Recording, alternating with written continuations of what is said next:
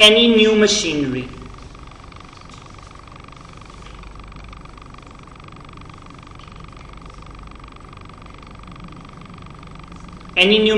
or the plant installed to manufacture or produce any article or the thing using any technology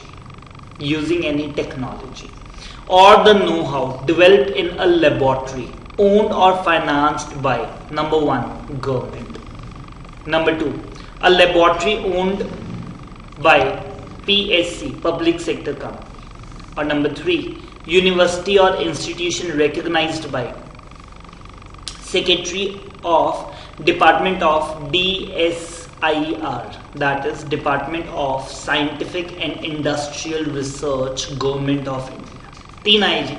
तो वो कहते हैं कि जी आपने कोई नो हाउ और टेक्नोलॉजी यूज की है किसी प्लांट एंड मशीनरी के अंदर, और वो प्लांट एंड मशीनरी में जो टेक्नोलॉजी यूज की जा रही है वो इन 3 में से किसी एक में बन रही है।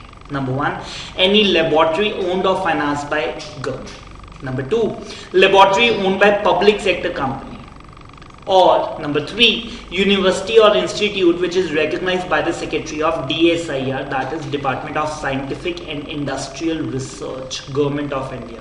तो वो कहते हैं उस प्लांट एंड मशीनरी के ऊपर, उस आर्टिकल के ऊपर आप डेप्रिसिएशन 40% ले सकते, 40%। गवर्नमेंट अपने आप को प्रमोट कर दिया जी, और कुछ नहीं।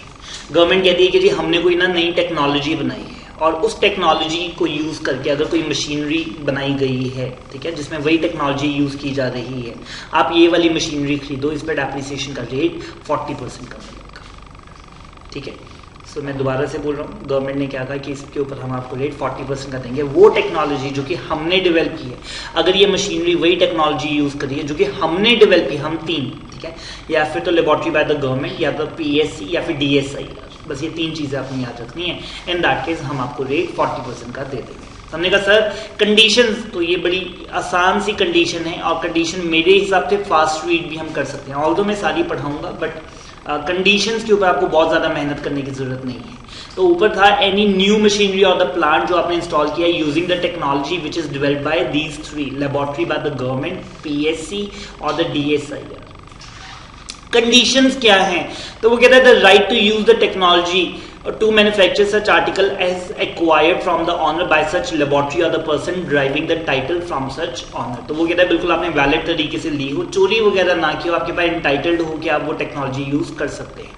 दूसरा वो कहता है return filed by the assessee for the previous year, जिसमें वो कह रहे हैं कि मैंने ये मशीनरी खरीदी है, उसमें ना आपको एक सर्टिफिकेट लेकर आना पड़ेगा from the secretary of the DSIR, जिसमें वो सर्टिफाई कर देगा कि यस इन्होंने जो मशीनरी खरीदी है उसके अंदर हमारी ही टेक्नोलॉजी है। तो जब भी आप इनकी मशीनरी लेंगे तो वो आपको सैलरी बता देगा कि सर प्रॉपर आपको सर्टिफिकेट दूंगा मैं इसके साथ, ठीक है, जो कि सेक्रेटरी का होगा कि आप उनकी टेक्नोलॉजी यूज करें, so that you can claim 40% of the depreciation. तो कहता है कि ये सर्टिफिकेट चाहिए रहेगा from the secretary of the DSIR, government of India, to the fact that कि ये जो आर्टिकल मैन्युफैक्चर हुआ है ये हमारी ही टेक्नोलॉजी को यूज करके बना है, और ये जो प्लांट एंड मशीनरी है is not use for the purpose of business और प्रोफेशन और ऑफ द 11th शेड्यूल। वो कहता है इसके अंदर आप 11th शेड्यूल वाला कोई प्रोडक्ट नहीं बनाएंगे। 11th शेड्यूल हमारा थोड़ा सा डिसएडवांटेज गुड्स का है, टबैको, बियर, वाइन और एरिएटेड वाटर्स। मैंने ना ये यहाँ पे खोल के भी रखा था आपके लिए, ये देखिए जी इसमें कौन से प्रोडक्ट आते हैं। वैसे आपके लिए ज़्यादा इंपॉर्टेंट नहीं है, बट देख लीजिए बियर, वाइन, एल्कोहलिक स्पिरिट्स और tobacco and the tobacco preparation, cigar, cigarettes वगैरह, cosmetic and the toilet preparation, toothpaste, aerated waters. तो इसके अंदर वो प्रोडक्ट्स आए जी जो कि या तो डिसएडवांटेज या फिर लग्जरी है, ठीक है। सो इन दैट केस आपको इसके ऊपर ये करने की जरूरत नहीं है। मतलब अगर आप इन प्रोडक्ट्स के लिए वो टेक्नोलॉजी यूज करेंगे फिर आपको 40% नहीं, फिर तो आपको 15% मिलेगी। तो हमारी तीसरी कंडीशन क्या थी कि आप ये जो टेक्नोलॉजी प्लांट एंड मशीनरी लेकर आए हैं वो आप 11 शेड्यूल में बताए हुए प्रोडक्ट्स के लिए यूज नहीं करेंगे।